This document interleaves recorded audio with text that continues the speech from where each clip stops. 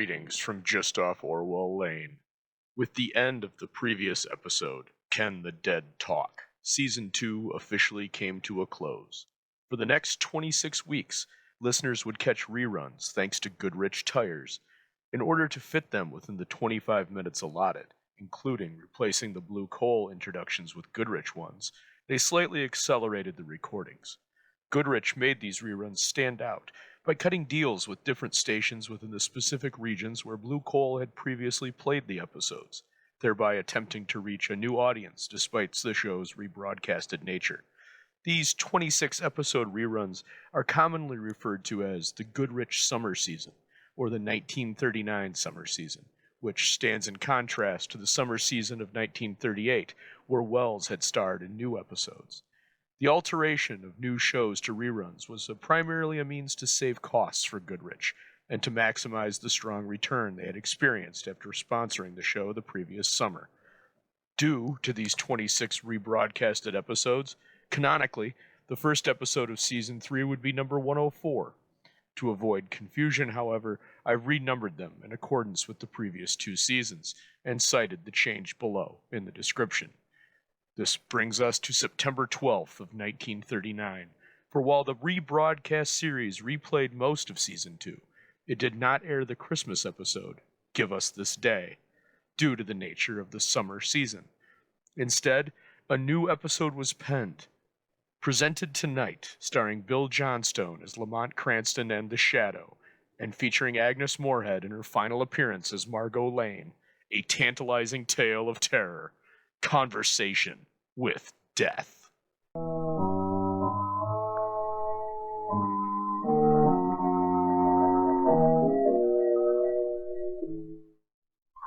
knows what evil lurks in the hearts of men?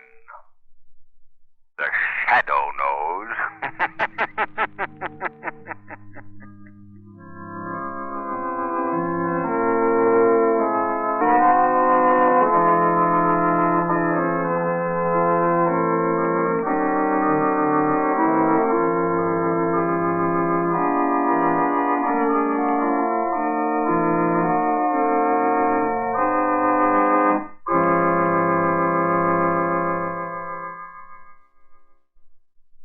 Before the curtain rises on another exciting adventure of the Shadow, here's something for you motorists to think about. According to a recent survey made in 50 American cities, nearly 1/3 of all the tires on the road need replacement right now. 1/3 of the nation's tires are so worn as to be dangerous. If your tires are among this dangerous third, don't take chances any longer. Get Goodrich Safety Silvertowns now. Silvertowns, you know, are really 2 great tires in one. On the outside, they have the amazing Lifesaver tread that sweeps wet roads so dry you can light a match on its track. That will give you the quickest non-skid stops you've ever had. And on the inside, they have the famous Golden Ply blowout protection. Thus, you get 2 great life-saving features in Silvertowns, all at no extra cost.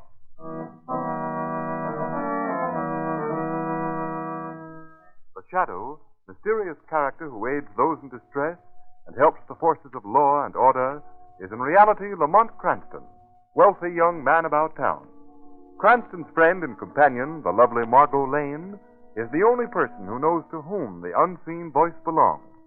The only one who knows the true identity of that master of other people's minds, the Shadow. Today's story, Conversation with Death.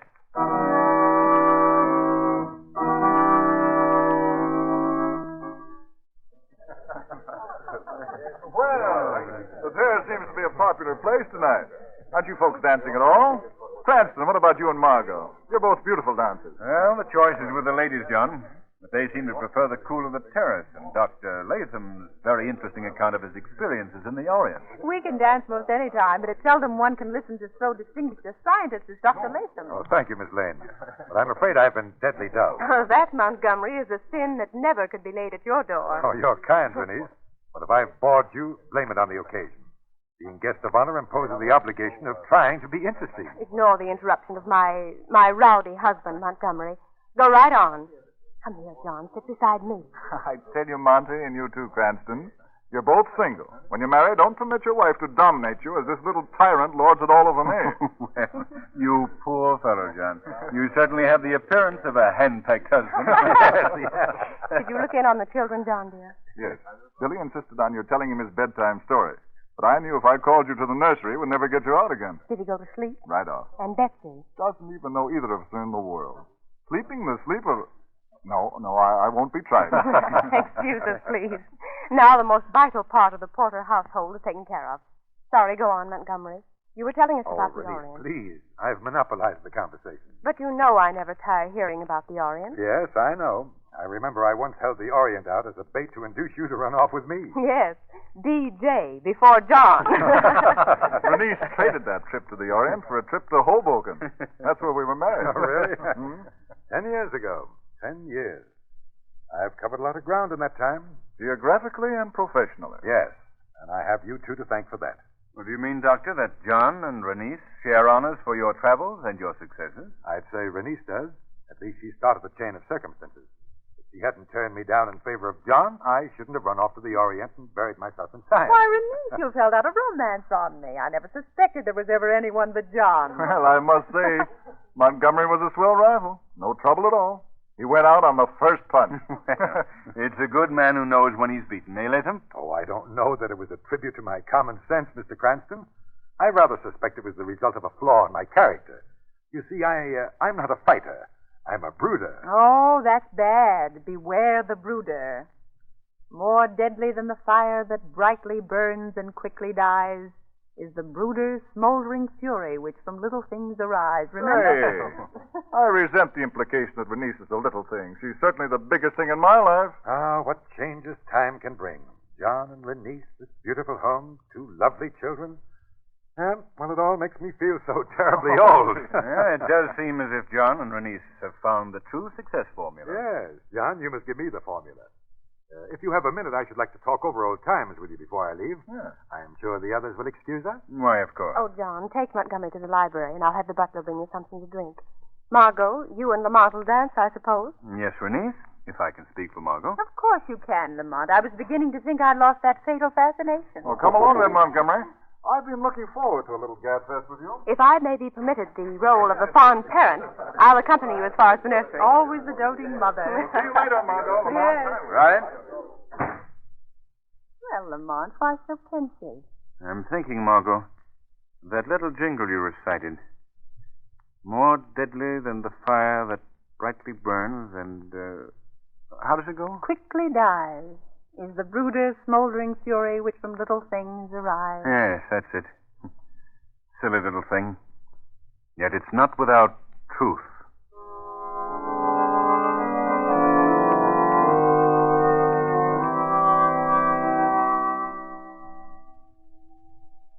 Oh, don't bother pouring, Jensen. We'll serve ourselves. Yes, sir.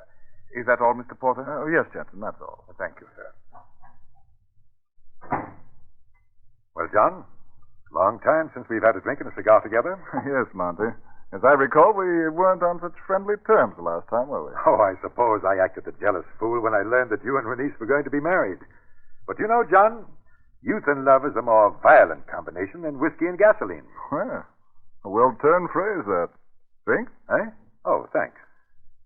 You don't seem any the worse for your great disappointment. You've done well. I suppose you're one of our most successful modern scientists. Professionally, I've done all right, I suppose. But my personal life drags far behind, John. I've been hearing a lot about your progress. Renice keeps me posted. She reads everything printed about you. Does she, John? Does she really? I think she told me at last count 27 formulae bear your name. 28, to be exact. 28? Yes, she wouldn't know about the last. It's still a secret.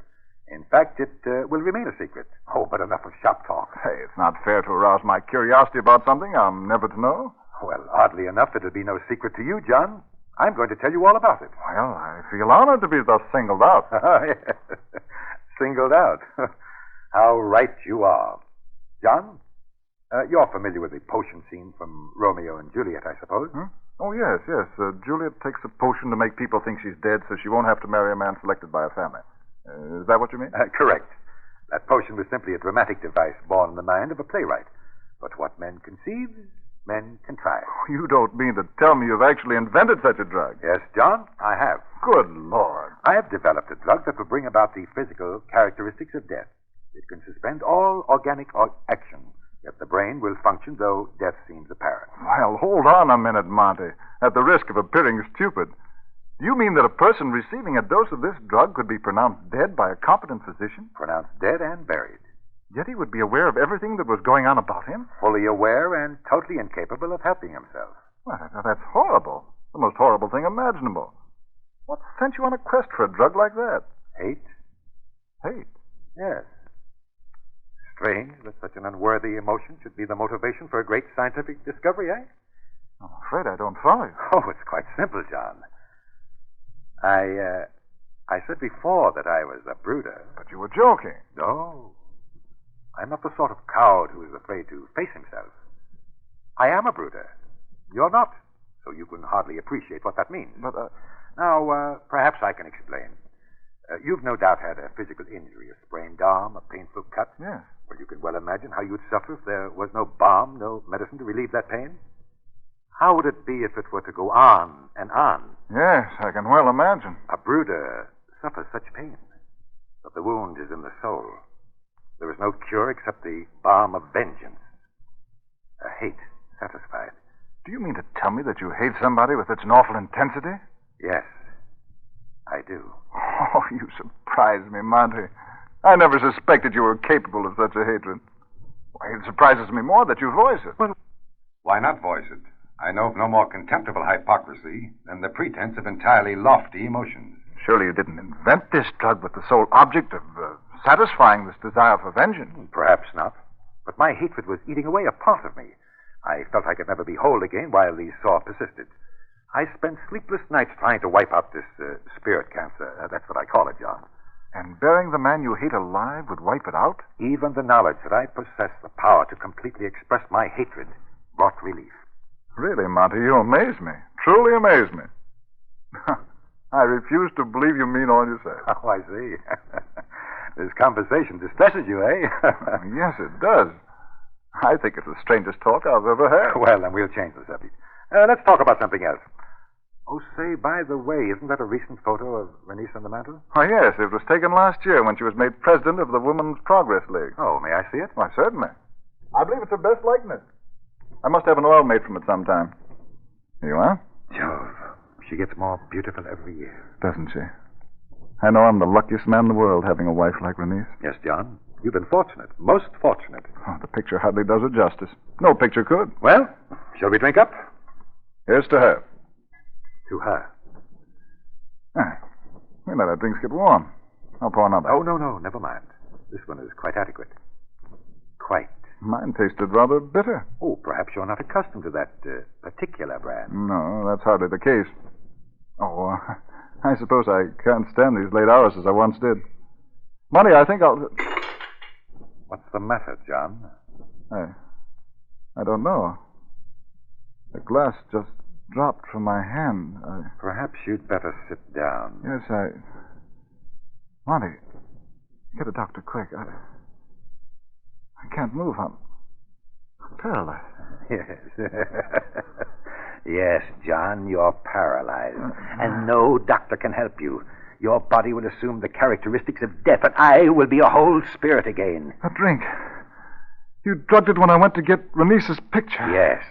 You permitted yourself the stupid conceit that nobody could hate you. But I do. I've hated you with an intensity that threatened to consume me ever since the day you married Renice. You're mad, Montgomery. No sane man could do this. I'm free. Free for the first moment in years. My 28th formula will destroy you, John Porter, and I'll have nothing to hate anymore. For Renice's sake, Montgomery. She loves me. You can't do this to her. Soon she'll recover. I will help her through her grief, and I'll reap the reward of a consoling friend. What do you mean? Renice will be my wife. Never. Never. You took her from me. Now I take her back. That's the end, John Porter. Your heart will soon stop. You'll be pronounced dead. You'll cry out, but your voice will only be heard by yourself. And then you'll be buried. Alive. Oh, good God. Help! There is no help for you. Release, please. Already your voice grows weak. Now, the heart. That is the end, John Porter. Now you shall be a helpless witness to your own funeral.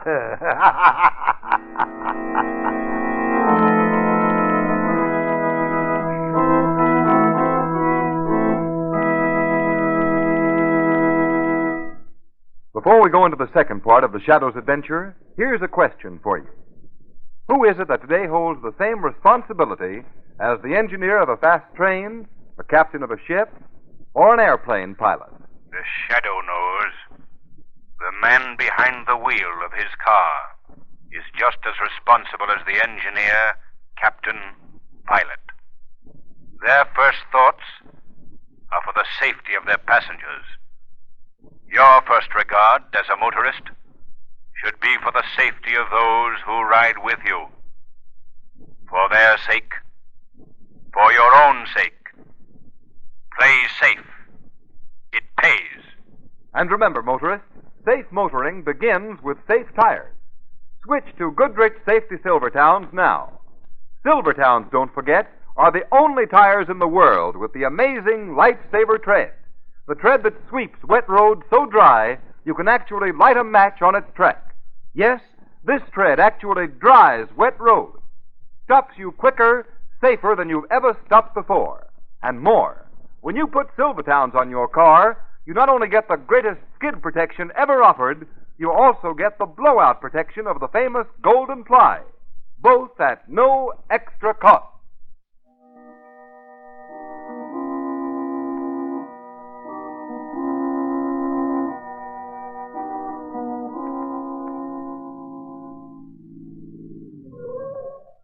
Isn't that Latham's car in the Porter driveway, Lamont? Well, yes, it is, Margot. And there's still a light in the room where John's coffin is. We'll have to wait here until it's turned off. What time is it? It's near midnight. Then we shouldn't have to wait long. You had no luck with the medical examiner, did you? Very little. I told him I couldn't bring myself to believe that John Porter died of natural causes. I had nothing to offer him in the way of proof to the contrary, so, of course, he couldn't hold up the burial simply on vague suspicion. But he did assure me he'd see that John's body is not embalmed. Why do you believe that John may be the victim of foul play? Well, Margot, I'm working entirely on hunch. Montgomery Latham was in love with Renice Porter. And still is, if I'm any judge. Oh, that's silly of me not to have thought of that. Of course, he shows it in every glance. Well, there you have a possible motive for John's death. Latham might conceivably want him out of the way. Of course. But how do you suppose he did it? I'm only thinking of possibilities now, remember.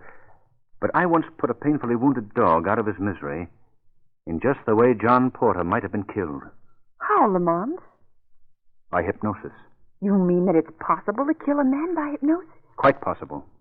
It's a branch of hypnotic science I learned in the Orient. Oh, yes. Latham spent many years in the Orient. You think he might have learned the science?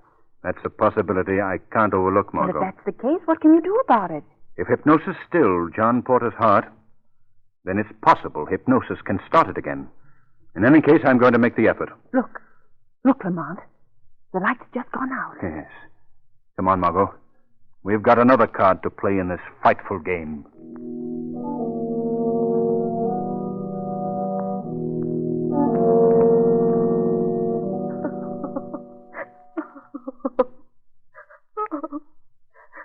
Oh, I just can't believe it, Montgomery. John dead. Even there in his coffin, he looks so lifelike. Yes, Renice. His face has lost none of its gentle character. Liar. Hypocrite. Beware of Latham and Renice. Perhaps it's only wish fulfillment, Montgomery, but he seems to smile encouragement to me. I'm not dead, Renice. I can hear you. Can't you hear me, Renice? You must go now, Montgomery. It's late. You've been so good staying near me and comforting me. That's as John would wish it, I'm sure, Renice. Yes. No. Send them away, Renice. Oh, if you could only hear me. I'm sure he wouldn't want me to desert you now. No, he'd want me to be near you. Don't listen to him. We three were such good friends. Two of us loved you. Renice, you loved me once. You might again. Let me offer the protection, shoulder the responsibility John was forced to lay aside. Please don't. Oh, Renice, hear me. Have nothing to do with Latham. A man of a team. Montgomery, you've been a dear.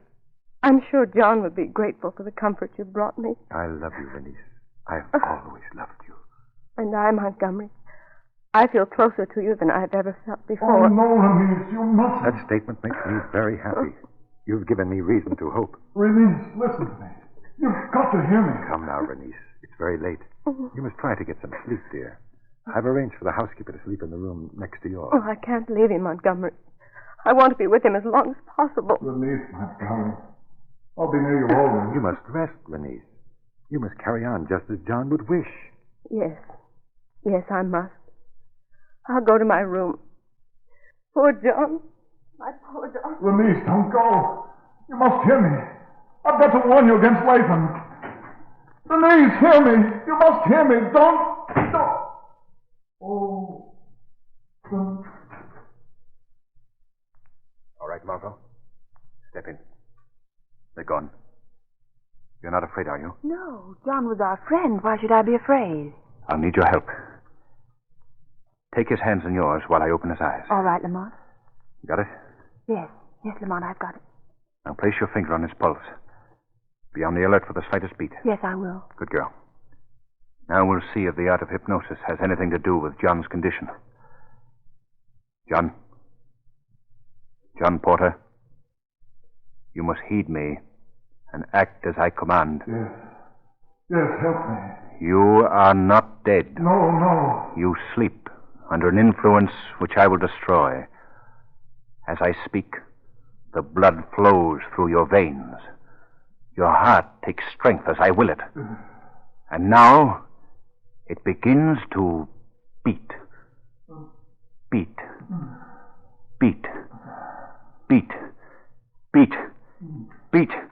Respond, John. Respond. I'm trying, Cranston. I'm trying, but you can't hear me. John Porter, a force greater than that which holds you calls. Respond. Margot. Yes, Lamont? Any pulse action? Not the slightest. We'll try once more. Don't give up, Cranston. Do you hear me? Don't give up. John Porter, again I command you to shake the influence that shackles you. Move. Speak. Yes, Cranston, I'm speaking. Can't you hear me? Any luck, Margot? No, Lamont, not a sign of life. Well, Margot, looks like my guess is wrong. Cranston, don't give up. Isn't there still some small thread you might follow? John will be buried tomorrow. No, not that. Well, Don't let them bury me. if there is a thread of thought, it hasn't yet occurred to me. No, Margot, I'm afraid we'll have to acknowledge the claim of the grave. No. John Porter is dead.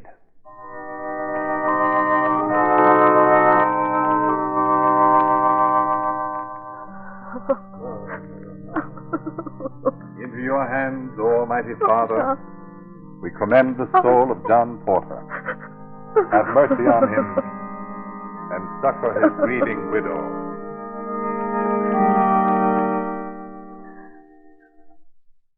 All right, men. Lower the casket. John. Oh, John, darling, I don't want you to go. I don't want to live without you. Oh, Renice, please, you mustn't give away, dear. Can't anybody hear me? Renice, Latham, mercy. All right, men. Fill in. Renice, don't let them bury me. Renice. No, please. Somebody hear me. Help me. Don't let them bury me. Help me. Don't. Listen to me. I'm not dead. I'm alive. Do you hear? I'm alive.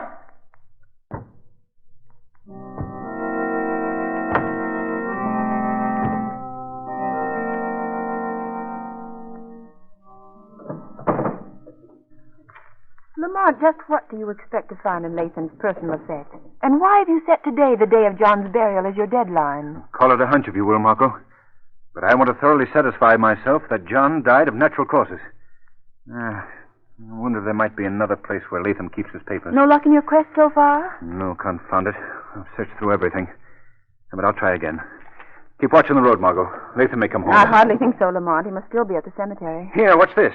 Margot, What is it, Lamont? look at it. It's in Latham's handwriting. Here, let me have that phone. What are you going to do? The Shadow's going to make an appointment at John Porter's grave with Police Commissioner Weston.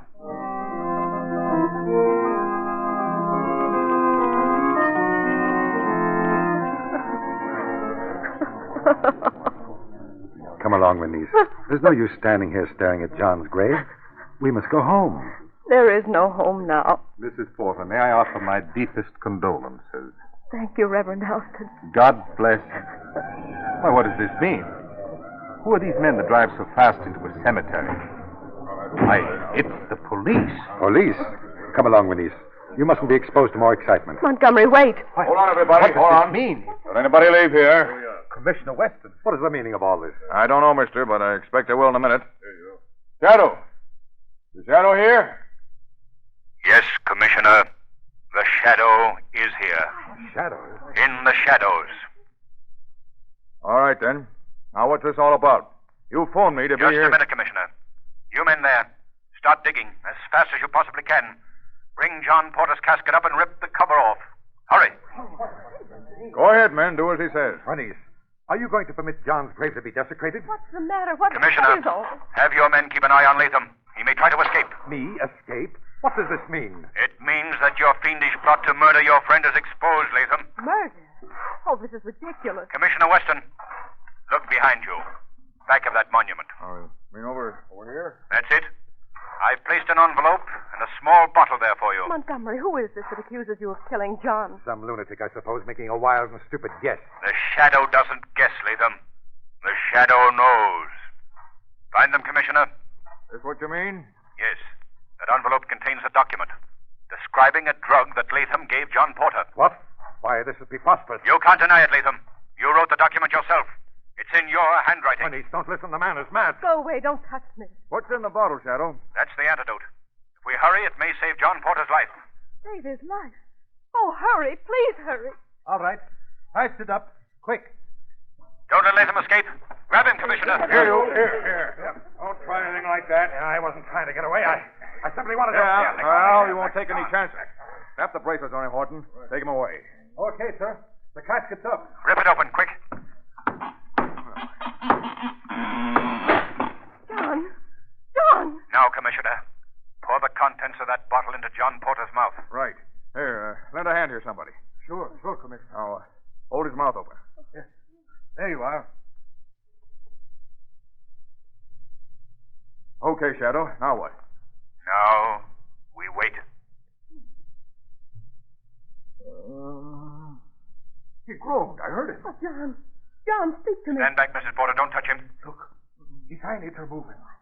He's alive. Alive. Alive. Oh, my darling. My dearest, speak to me. Speak to me. Why, his eyes are open. John, it's me, Renice. You're saved, darling. Saved. Renice, Yes, John. What is it? you can hear me. Yes, dearest, I can. Thank God. Thank God. He's passed out. John. It's all right. A few hours in bed. He'll be all right again. Okay, Shadow. I'll see that he's taken right home. And as for Latham, we've got a home for him, too. But it won't have any curtains on the windows. Well, this completes my job. So I bid you all good day. Oh, Shadow. How can I express my gratitude? How can I thank you? No need, Mrs. Porter. My reward is in your happiness.